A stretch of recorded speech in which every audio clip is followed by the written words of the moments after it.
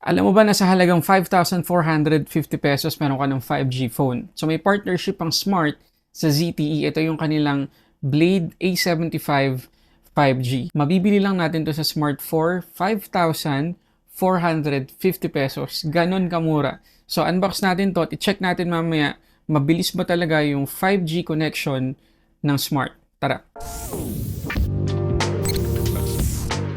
Okay, so ito guys yung box ng ating ZTE Blade A75 5G. So makikita ninyo, talagang balot na balot siya ng smart sleeve. So exclusive sa Smart itong phone na to. At makikita nyo dito sa harap yung presyo, tapos yung top specs, meron na siyang free SIM and data ng Smart sa loob. So pag binili natin to sa Smart, free shipping pa to. So talaga ito lang gagastusin natin, 5,450. So tanggalin natin tong sleeve.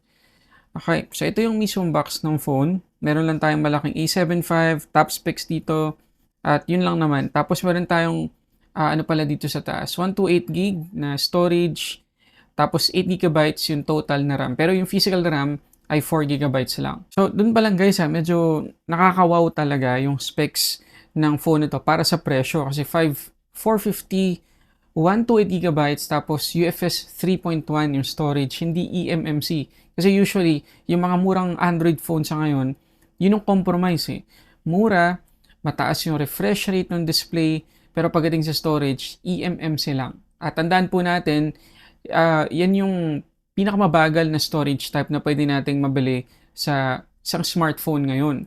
Pero dahil UFS 3.1, itong A75 ng ZTE, talagang mabilis yung ma-experience nating read and write speed. Okay, so pagbukas natin, ang una natin makikita ay yung Smart SIM card. Tapos makikita nyo, meron na siyang free load. Ayan, no? Power 55 GB, tsaka 10 minutes calls, tsaka 100 texts for 3 days.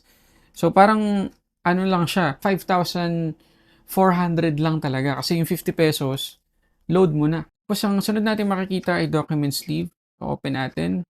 Ayan yung kanyang SIM ejector, mga documentations, meron tayong screen protector, guys, kompleto. Tapos ito yung kanyang jelly case, check natin. Uy, maganda yung jelly case na guys, oh. Ganda ng protection sa camera, kapal. Ayan, oh. Pero for the most part, ano lang siya, typical na jelly case. Pero ang importante, protected yung camera bump natin, may additional protection. Okay, so yun lang naman. Ito na yung ating phone. Tanggalin natin sa box. Ito siya. Ang hindi ko lang sure guys ay kung available ba sa Smart yung isa pang kulay ng ZTE Blade A75. Kasi usually nakikita ko sa ibang mga advertisement, billboard, ganyan, o kaya yung mga ads sa Facebook, black lang talaga. Okay, tanggalin natin to sa balot niya. Okay, so ito itsura ng likod guys, nitong ZTE Blade A75. Glossy yung likod, malaki yung camera module, napaka-modern nga ng itsura. Tapos may parang glitter effect ng kaunti yung kanyang likod. So, smudge, tsaka fingerprint magnet. At hindi naman na malaking problema yun dahil nga meron tayong jelly case na kasama sa box. Okay, so na-turn on na natin. Tabi muna natin yan. Tingnan natin yung iba pang laman ng box. So, sa ilalim, meron tayong 10 watts na charger. Ayan. Tapos, USB-A pa rin yung kanyang port. Tapos, dito naman yung cable. Okay, so basically, yan lang yung laman ng box. So, setup ko muna. Okay, so fully setup na guys, itong ating ZTE Blade A75 5G. So, pag-usapan natin yung design. Okay, so kapag tinignan natin guys ang gilid nitong ZTE Blade A75, flat naman siya all over. Ayan. Tapos yung camera module niya, sobrang laki talaga guys. Ayan. Malaki talaga siya. Mamaya discuss natin yung kanyang camera. Pero ang gusto ko i-point out dito, maging ready lang kayo na nakaprotrude talaga yung kanyang camera module. Kaya malaking tulong sa atin yung jelly case na kasama sa box kasi may additional protection talaga. Tapos dito sa may right side, makikita ninyo yung volume up and down buttons, pati na rin yung power lock button na fingerprint scanner na din. Dito naman sa may left side, SIM tray lang yung makikita natin. Tapos dito sa taas, wala namang kahit ano. Tapos guys, yung SIM tray nitong Blade A75 ay dual SIM lang. So wala tayong puwedeng ilagay na micro SD card kasi hindi siya expandable. Mabuti na lang 128 GB na yung storage natin dito. Tapos, naka-lock sa smart yung parehas na SIM. So, mas maganda, smart SIM din, ilalagay nyo dun sa SIM 2. Tapos dito guys, sa harap makikita ninyo yung ating punch hole selfie camera. Tapos medyo makapal ng kaunti yung ating chin compared sa kanyang forehead at sa mga gilid. Pero expected na yan dahil budget-friendly Android phone to.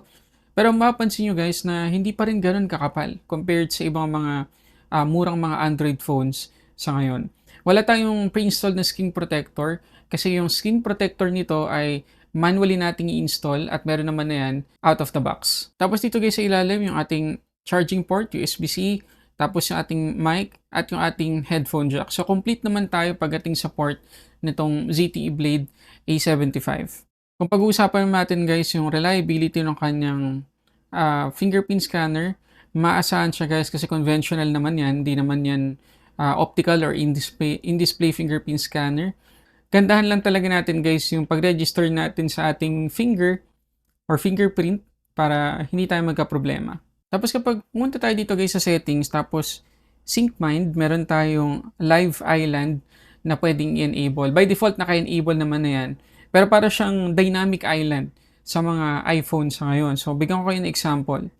So, halimbawa, nag-run tayo ng timer. Ayan, timer.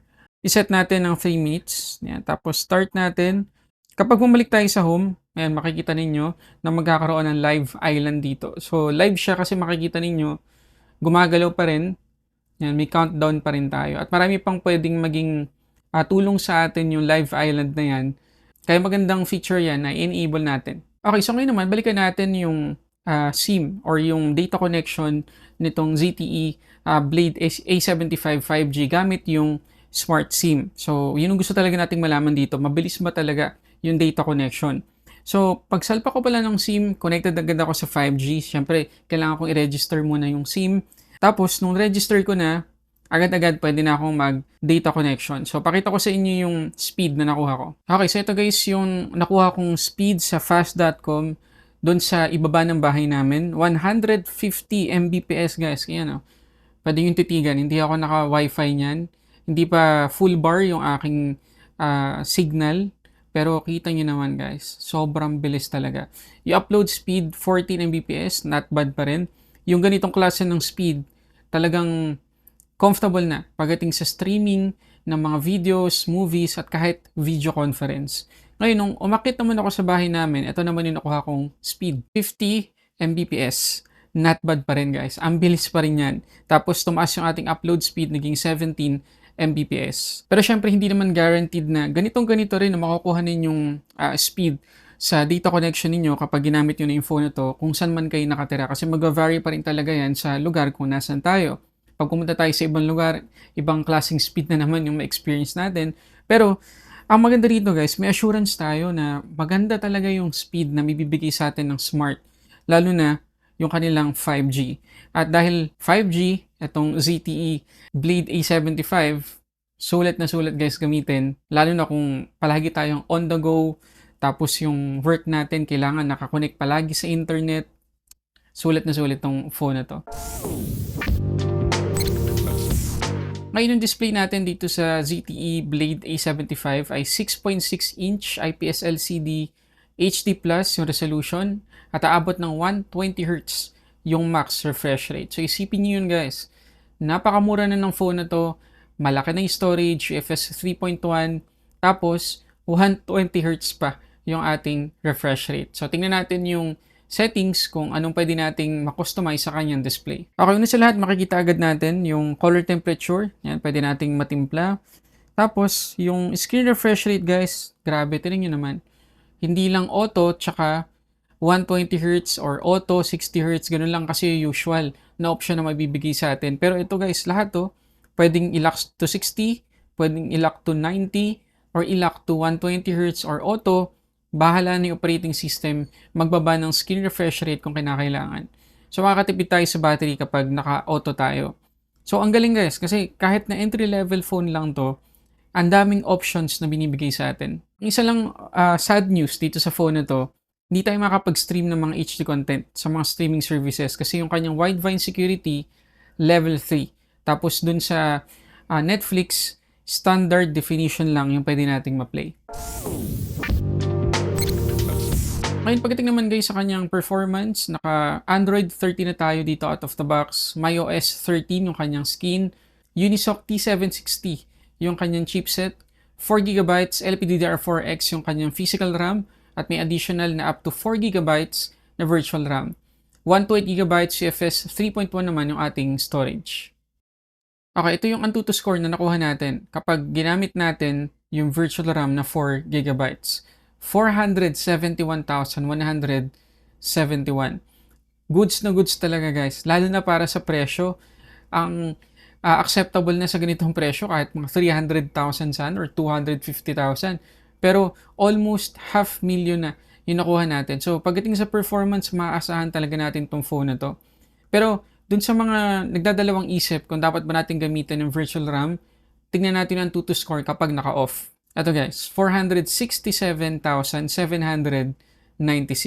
So malaking tulong din sa performance kapag naka-on yung virtual RAM kasi nung in-off ko, bumaba yung score natin. Ngayon pagdating naman guys sa battery consumption, makikita niyo sa result ng wildlife stress test na nabawasan tayo ng 5% dito sa test na to.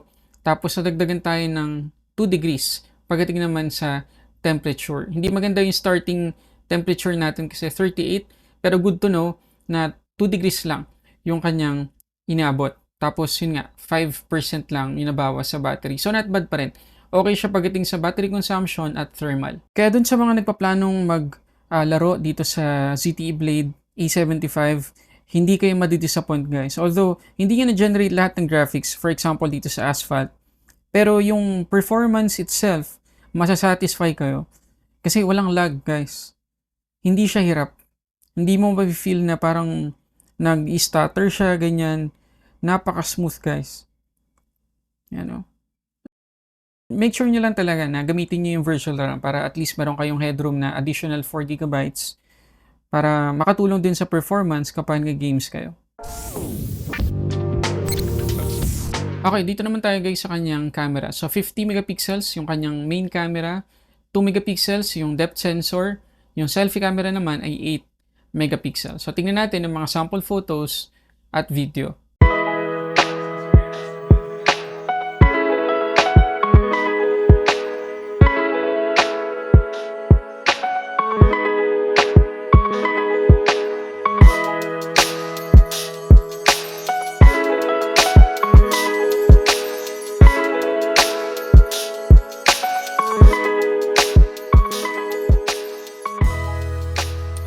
Okay, so ito guys yung 1080p video recording natin dito sa selfie camera ng ZTE Blade A75. So 1080p 30 frames per second, yung pinakasagad na resolution na pwede nating ma-record dito. So, comment ko lang, parang masyadong soft yung skin texture natin. Hindi ganun ka-sharp. Although hindi na masama para sa quality ng ganitong presyuhan ng phone. Kung tutusin, 720p yung karamihan na resolution na mare-record natin sa ganitong presyo ng phone. Pero ito 1080p. Wala tayong kahit anong stabilization. Expected na yan. Pero yun nga, pagdating sa quality ng skin natin dito sa kanyang camera or selfie camera, hindi ganun ka-realistic. Para tayong may filter pero dinouble check ko naka-off. Tapos yung ating white balance, medyo na dun siya sa cool side. Pero overall, okay na rin. Okay na para sa presyo niya. Comment kayo dyan sa baba, ano masasabi nyo? Okay, so ito guys yung 1080p video recording sa main camera nitong ZTE Blade A75. So wala tayong stabilization kaya makikita ninyo medyo mahalog talaga siya kahit nagpapan lang tayo dito, ganyan. Ayan, may ghosting na siya. Ayan. So try natin yung digital zoom niya. Ang sagad ay 10 times digital zoom. Ayan. Medyo pixelated na talaga. Okay, ito. So, nababasa pa rin naman yung mga keycaps natin, pero balik natin sa 1x. Malayo-layo naman yung mararating niya kahit pa paano. Okay? At panghuli guys, yung kanyang battery capacity ay 5,000 mAh. Medyo mabagal lang ang kanyang charging speed, 10 watts. Pero hindi na tayo magrereklamo kasi nga sobrang mura ng phone na 'to. So overall guys, nagustuhan ko 'tong phone na 'to. Talagang sulit na sulit siya para sa ₱5,450. Meron ka ng free SIM card, tapos meron ka ng, load na kasama agad-agad kapag ni-register mo, at ang bilis guys ng data connection ng Smart. First time kong maka-experience ng Smart SIM at hindi ako na-disappoint. Kasi, all this time naka-Globe kami at okay din naman yung, data connection ng Globe. Pero nabilib ako, kasi umabot ng 150 Mbps sa loob ng bahay, sa baba namin, grabe 'yun. Hindi ako naka-experience ng gano'n sa Globe. So, para kanino 'tong device na 'to? Una sa lahat, doon sa mga gagamit ng phone na 'to para sa kanilang work, business na palaging on the go o kaya palaging nagta-travel, maasahan niyo po yung connection, lalo na kung gumagamit kayo ng mga, GPS-based na mga apps, Waze, Google Maps, ganyan. Maaasahan niyo po 'tong phone na 'to. O kaya dun sa mga gustong humanap or makagamit ng second phone na mabilis yung internet, puwedeng gawing, hotspot itong phone na 'to. Eto, saktong-sakto sa inyo 'tong, ZTE A75. At panghuli, para 'to dun sa mga humahanap ng phone na hindi gano'n kamahal pero maganda yung performance. So, actually para sa lahat, sulit 'to.